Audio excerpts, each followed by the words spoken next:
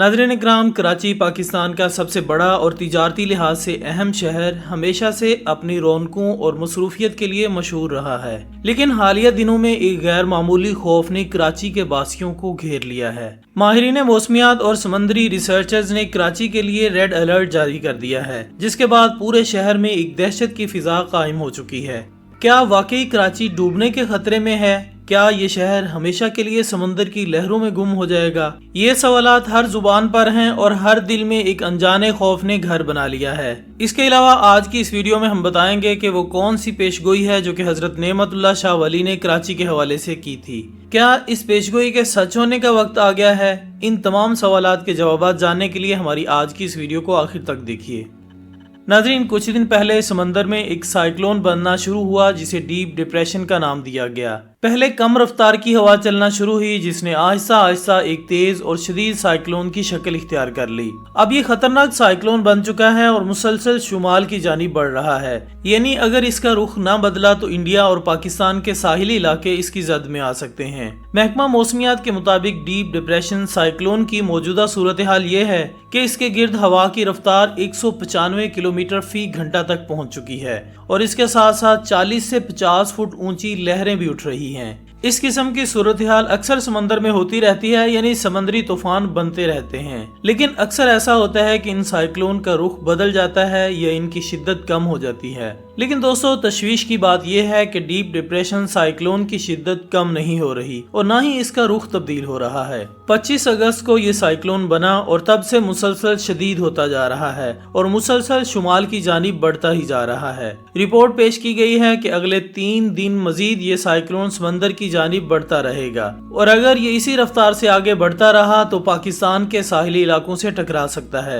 इससे इंडिया के महाराष्ट्र और गुजरात के इलाकों के साथ साथ पाकिस्तान के सिंध और कराची के कुछ इलाकों को खतरा हो सकता है और इन तमाम इलाकों को पहले से ही वार्निंग जारी कर दी गई है। शहरियों को साहिल पर जाने से मना कर दिया गया है और मलाहों को भी खुले समंदर में ना जाने की हिदायत कर दी गई हैं। जब तक साइक्लोन के असरात खत्म नहीं हो जाते ये पाबंदियां जारी रहेंगी। इस वक्त समंदर में 50 फुट तक लहरें उठ रही हैं। अगर ये साइक्लोन कराची तक पहुंच गया तो आप खुद अंदाजा लगा लें कि 40 से 50 फुट तक की लहरें कराची शहर से टकराएंगी और इससे बहुत ज्यादा तबाही फैल सकती है। इसकी वजह से बहुत ज्यादा सैलाब और लैंड स्लाइडिंग का भी खतरा है। इसके अलावा एक और बात यह है कि कराची सतह समंदर से बहुत नीचे वाक़े है, जिसकी वजह से अगर पानी शहर में दाखिल हुआ तो बहुत नुकसान हो सकता है। दुआ है कि अल्लाह ताला इस तमाम खतरनाक सूरत हाल से कराची शहर को और उसके आसपास के तमाम इलाकों को अपने हिफ्ज़ो अमान में रखे। और इसमें कोई शक नहीं कि अल्लाह ताला ने इस शहर को अब तक इस तरह की तमाम आफात से बचाए रखा है।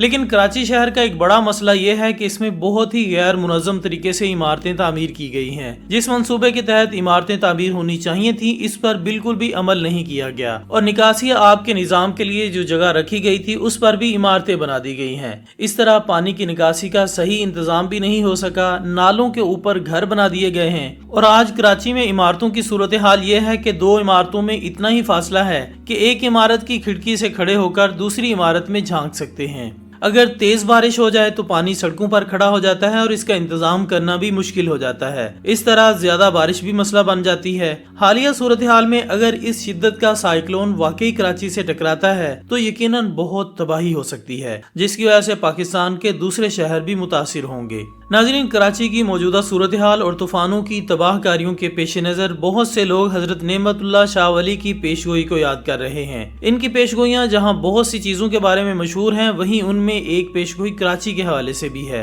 हजरत नेमतुल्लाह शाह वली ने अपने एक शेर में कराची के डूबने की पेशगोई की थी। उनके मुताबिक एक वक्त आएगा जब कराची समंदर की लहरों के आगे बेबस हो जाएगा और ये शहर मुकम्मल तौर पर तबाही का शिकार हो जाएगा। इनकी ये पेशगोई आज के हालात के साथ बहुत ज्यादा मुताबिकत रखती है।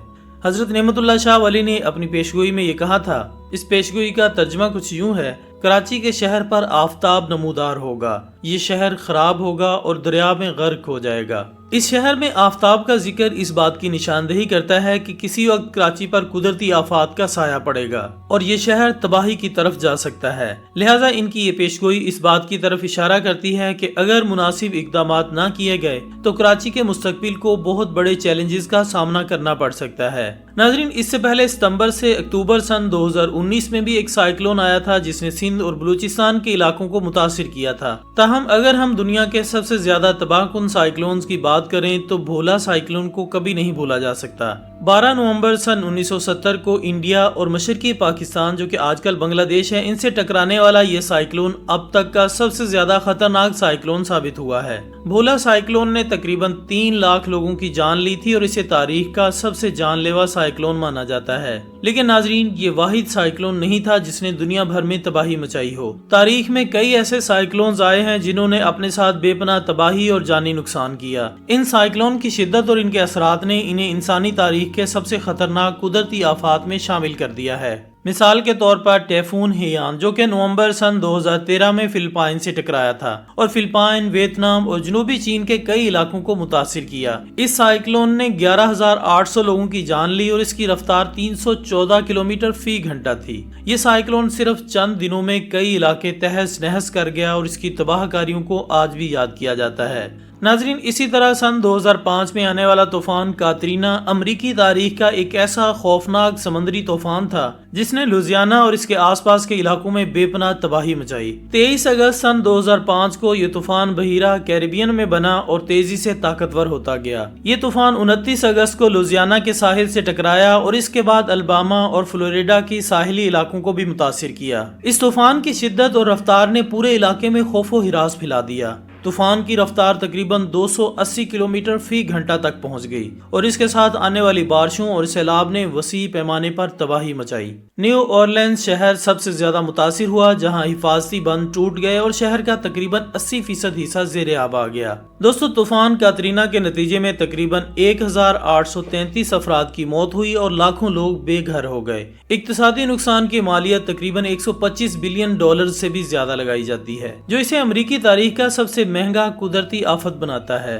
طوفان کے بعد کے دنوں میں امدادی کاموں کی ناکامی اور حکومتی رد عمل میں تاریخ نے اس تباہی کو اور بھی شدید بنا دیا۔ نیو اورلینز کی سڑکوں پر پانی میں ڈوبے ہوئے گھروں اور گاڑیوں کے ساتھ ساتھ بے یار و مددگار لوگ امداد کا انتظار کر رہے تھے۔ طوفان کاترینا نے نہ صرف جانی اور مالی نقصان پہنچایا بلکہ امریکہ میں قدرتی آفات کے رد عمل کے نظام پر بھی سوالات اٹھائے۔ اس واقعے نے حکومتی سطح پر بہتر تیاری اور فوری رد عمل کی اہمیت کو اجاگر کیا۔ آج بھی طوفان کاترینا کو امریکی تاریخ کا سب سے تباہ کن سمندری طوفان میں شمار کیا جاتا ہے۔ اس کے اثرات اب تک محسوس کیے جاتے ہیں۔ ناظرین، ٹائفون ٹپ بھی ایک ایسا ہی طوفان تھا جو کہ 12 اکتوبر سن 1979 کو جاپان سے ٹکرایا۔ 305 کلومیٹر فی گھنٹہ کی رفتار سے چلنے والی ہواؤں نے جاپان کے کئی علاقوں کو متاثر کیا اور اس طوفان کی شدت نے 100 سے زائد لوگوں کی جان لے لی۔ یہ تمام واقعات اس بات کی یاد دہانی کراتے ہیں کہ قدرتی آفات کس قدر خطرناک ہو سکتی ہیں اور ان کے اثرات کتنے تباہ کن ہو سکتے ہیں۔ آخر میں دعا ہے کہ اللہ تعالیٰ کراچی جیسے شہر اور اس کے آس پاس کے تمام شہروں کو اپنے حفظ و امان میں رکھے اور اس خطرناک طوفان کا رخ موڑ دے۔ آمین ثم آمین۔ اسی دعا کے ساتھ ہماری آج کی اس ویڈیو کا اختتام ہوتا ہے۔ انشاءاللہ بہت جلد ہم دوبارہ حاضر ہوں گے ایک اور اچھی سی ویڈیو کے ساتھ۔ تب تک اپنا دوستوں، رشتہ داروں اور گردنواں کے تمام لوگوں کا بہت خیال رکھیے گا۔ اللہ حافظ۔